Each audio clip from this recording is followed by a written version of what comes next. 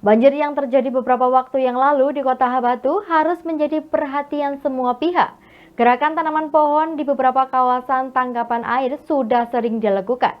Namun upaya tersebut belum dibarengi sepenuhnya dengan pencegahan alih fungsi hutan oleh sebagian petani khususnya di kawasan hutan atau perbukitan.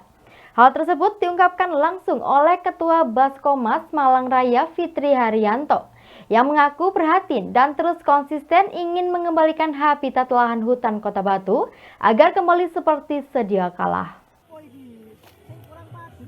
Upaya untuk mengembalikan habitat lahan hutan Kota Batu agar seperti dulu terus dilakukan dengan gerakan menanam pohon di beberapa kawasan tangkapan air seperti kawasan hutan.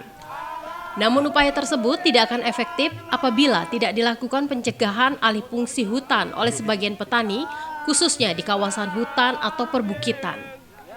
Hal tersebut ditegaskan langsung oleh Ketua Baskomas Malang Raya Fitri Haryanto atau yang biasa dipanggil Cak Endan, yang mengaku prihatin dan terus konsisten ingin mengembalikan habitat lahan hutan Kota Batu agar kembali seperti sedia kala. Menurut Ketua Baskomas atau yang biasa dipanggil Cak Endan ini menjelaskan kondisi kawasan hutan atau perbukitan Kota Batu sebagai pusat tangkapan air saat ini kondisinya tidak baik-baik saja. Hal tersebut bisa dilihat dari perubahan dari hari ke hari pengalihan fungsi hutan atau perbukitan menjadi lahan pertanian oleh sebagian warga yang berdomisili di kawasan hutan atau perbukitan.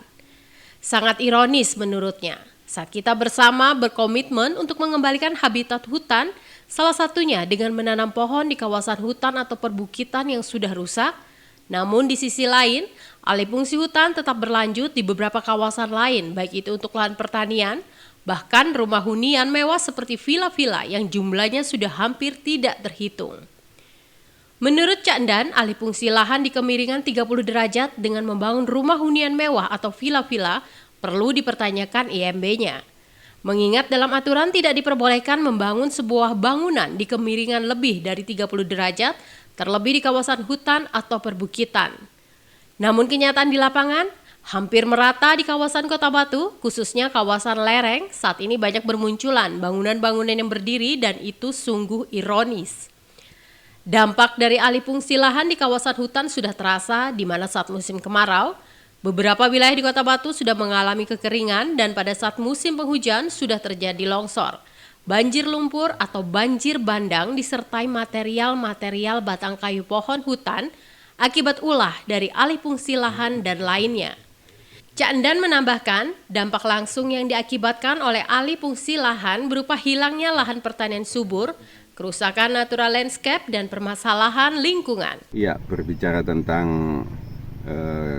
banjir di Kota Batu akhir-akhir ini dan juga tahun lalu, ini perlu kita evaluasi lagi tentang kondisi-kondisi yang ada di hulu terutama, yaitu daerah catchment area, yang mana kondisi hulu kita lagi bermasalah dengan adanya alih fungsi lahan menjadi pertanian. Harapan kami penegakan regulasi dalam memunculkan IMB di daerah-daerah memang daerah catchment area. Ini kok sampai muncul pemukiman, hunian.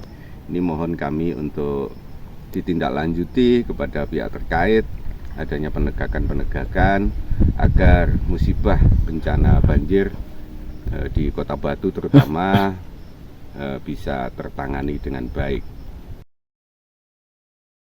Iwan Hikmawan melaporkan.